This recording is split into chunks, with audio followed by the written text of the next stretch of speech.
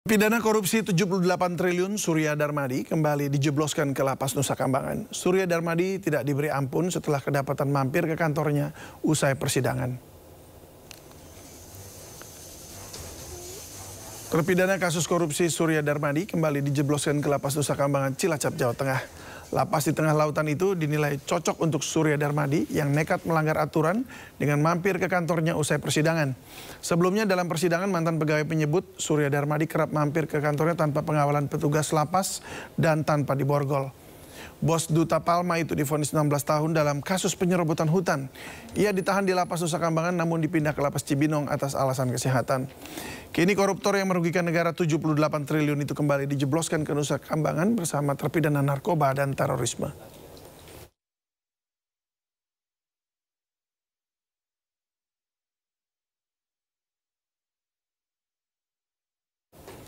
Keuangan Purbaya Yudi Sadewa menyoroti dana milik sejumlah pemerintah daerah yang mengendap di bank. Hal itu dianggap sebagai eksekusi dari yang lambat dari pengguna anggaran.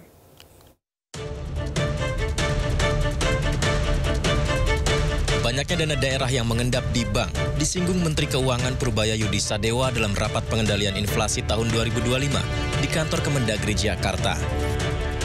Purbaya menyebut realisasi belanja yang lebih lambat membuat dana daerah menumpuk di perbankan hingga 234 triliun rupiah di bank. Ia mengatakan rendahnya serapan berakibat menambah simpanan uang Pemda yang nganggur di bank sampai 234 triliun rupiah. Jadi, ini bukan soal uangnya tidak ada, namun soal kecepatan eksekusi. Purbaya menambahkan realisasi belanja APBD hingga September 2025 mencapai 712,8 triliun rupiah atau 51,3% dari total pagu 1.389 triliun rupiah. Angka ini lebih rendah 13,1% dibanding periode yang sama tahun lalu. Perputaran ekonomi daerah dianggap berjalan lebih lambat, di mana belanja pegawai relatif stabil, turun tipis 0,7%. Tapi, belanja modal hanya 58,2 triliun rupiah, atau turun lebih dari 31%. Padahal, belanja modal ini langsung berdampak ke pembangunan dan lapangan kerja. Berikut ini 15 pemerintah daerah dengan simpanan tertinggi di bank berdasarkan data Kementerian Keuangan. Inilah 15 pemerintah daerah dengan simpanan tertinggi di bank berdasarkan data Kementerian Keuangan. Yang pertama, Provinsi DKI Jakarta 14,6 triliun rupiah. 2. Provinsi Jawa Timur 6,8 triliun rupiah. 3. Kota Banjarbaru 5,1 triliun rupiah. Provinsi Kalimantan Utara 4,7 triliun rupiah. Jawa Barat 4,1 triliun rupiah. 6. Kabupaten Bojonegoro 3,6 triliun rupiah. 7. Kabupaten Kutai Barat 3,2 triliun rupiah. Provinsi Sumatera Utara 3,1 triliun rupiah. Kabupaten Kepulauan Talaut 2,6 triliun rupiah. Kabupaten Mimika 2,4 triliun rupiah. Kabupaten Badung 2,2 triliun rupiah. Kabupaten Tanah Bumbu 2,2 triliun rupiah. Provinsi Bangka Belitung 2,10 triliun rupiah. Ke-14 Provinsi Jawa Tengah 1,9 triliun rupiah dan 15 Kabupaten Balangan 1,8 triliun rupiah. Viral di media sosial, seorang emak-emak mengendarai sepeda motor menerobos jalan layang non-tol Kasablanka Kuningan, Jakarta Selatan. Jalan tersebut hanya untuk kendaraan roda 4 atau lebih. Berapa, Beh? 80. Ya, inilah seorang emak-emak yang mengendarai sepeda motor dengan kecepatan tinggi menerobos masuk jalan layang non-tol Kasablanka, Jakarta Selatan. Jalan ini seharusnya hanya untuk kendaraan roda 4 atau lebih. Aksi pengendara motor ini melanggar lalu lintas dan sangat membahayakan bagi pengendara motor dan pengendara lainnya.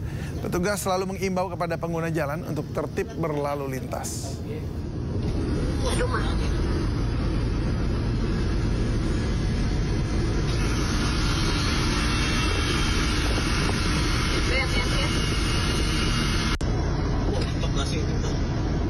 Berapa, Beh? 80. Ya, mantan pembalap mungkin ya. Pemirsa, ada-ada saja ulah petugas kesehatan di Goa, Sulawesi Selatan. Bukannya untuk membawa orang sakit yang butuh perawatan, ambulans justru digunakan untuk urusan pribadi, yakni mengangkut sepeda motor yang akhirnya viral di media sosial. Pasien ini dibawa ambulan, guys. Motor juga diservis pakai ambulan. Dari mana ini, Pak? Dua ya. Lihat, guys, motor. Inilah video saat sejumlah barang dan satu sepeda motor diturunkan dari mobil ambulans di Puskesmas Bontolempangan, Goa, Sulawesi Selatan. Barang-barang pribadi ini dibawa petugas puskesmas dari kota Makassar.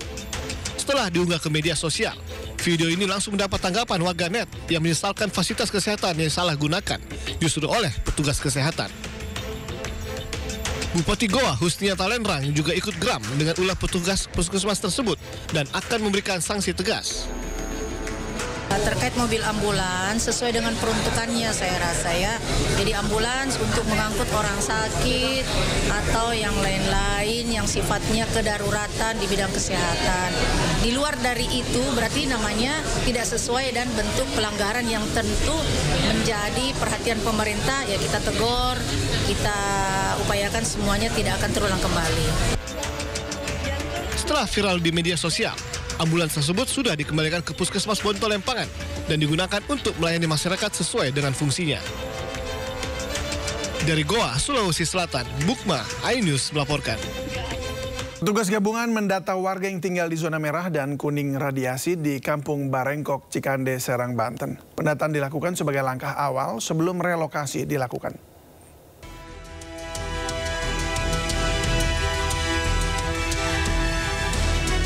Petugas gabungan BRIN mendatangi rumah-rumah warga yang tinggal di zona merah dan zona kuning paparan radiasi di Kampung Barengkok, Desa Sukatani, Kecamatan Cikande, Kabupaten Serang. Petugas mencatat identitas kependudukan warga sebagai langkah awal sebelum pemeriksaan kesehatan dan proses relokasi terhadap warga yang dilakukan menyusul adanya temuan material yang mengandung zat radioaktif di sekitar area permukiman warga.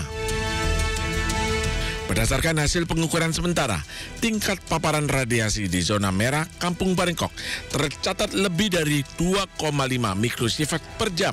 Sementara zona kuning berada pada kisaran 0,5 hingga 2,5 mikrosievert per jam. Tadi sempat di data ya? Iya, tidak. Pernah ada cek kesehatan, Pak? Belum pernah. Oh, seandainya Bapak disuruh ngungsi, gimana, Pak? Itu tergantung orang-orang aja yang semua yang masyarakat sih. Tapi kalau emang diharuskan mau? Ya sih, mau aja kalau diharuskan semua. Kalau bahannya bahaya. Untuk cek kesehatan, kami akan berkoordinasi dengan Dinas Kesehatan, Kementerian Kesehatan, Dinas Kesehatan terkait di Kecamatan Cikande maupun di Kabupaten Serang ini. Nanti akan ada pemeriksaan kesehatan bagi para warga yang berada di zona merah dan zona kuning. Dan pemeriksaan kesehatan itu akan mengecek kandungan darah khususnya yaitu limfositnya, apakah ada di bawah batas normal. Dari hasil penelusuran, sejumlah rumah warga tercatat hanya berjarak 10 meter dari sumber bahan radioaktif yang ditemukan di salah satu lapak limbah. Petugas pun membersihkan dan pindahkan material radioaktif tersebut. Dari Serang, Banten, Mahesa Apriandi, iNews melaporkan. Hampir sepekan peristiwa terjatuhnya Timothy Anugrah Saputra, mahasiswa Universitas Udayana di depan gedung FISIP, sejumlah karangan bunga bentuk simpati kepada korban masih terpampang di halaman gedung kampus.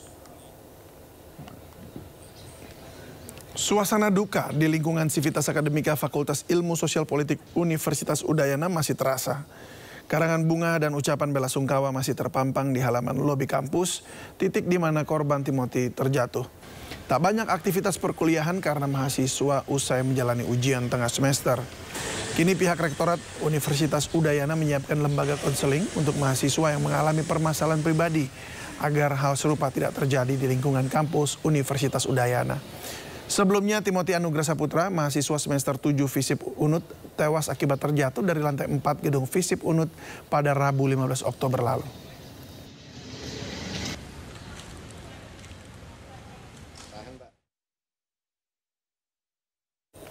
Ya, sebelumnya 19 saksi diperiksa polisi terkait dugaan perundungan dalam kematian Timothy, mahasiswa Udayana yang jatuh dari lantai 4 gedung kampusnya.